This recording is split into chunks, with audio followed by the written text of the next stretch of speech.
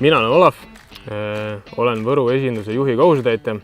Telias olen kokku olnud juba varsti 1 aasta, ent varasemalt olen Telia ettevõttega kokku puutunud 2015 aastal, mil olin vaatluspraktikal tehnikute juures kauggrupis. Ja tol hetkel jäi ka mul nagu Teliast väga hea mulje, et väga sümpaatne ettevõte.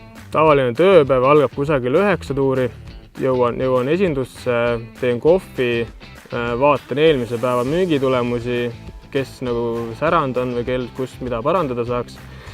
Vastan meilidele, loen meile, edastan jooksvalt infot, mis tulnud on ja oleneb siis päevas, kas mul on mõeldud endale nagu letipäev või siis täidan juhi kohustusi emba-kumba, siis kuna minu hallata on ka nii-öelda Valga ja Põlva teeninduslett, mis on siis nii-öelda uue kontseptsiooniga meie partneri Euronixi pinnal, kus on siis nii-öelda teenindusseadmed, teenus ja kaupa müü läbi e-poe, et kullerdab väga mugavalt siis pakiautomaati või koju kätte. Kõige rohkem meeldib mu töö juures see, et ma saan inimesi aidata just mobiilside poole pealt ja ka nii-öelda kodulahenduste pakkumisega.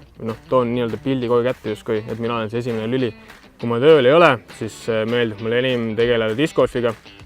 Sõbrad punt kokku ja paar tiiru kuu peal. Mulle meeldib siin elada sellepärast, et olen sündinud, kasvanud siin ja tegelikult on väga mõnus koht, et piisavalt suur, piisavalt väike, et ei ole sellist suurlinna melu.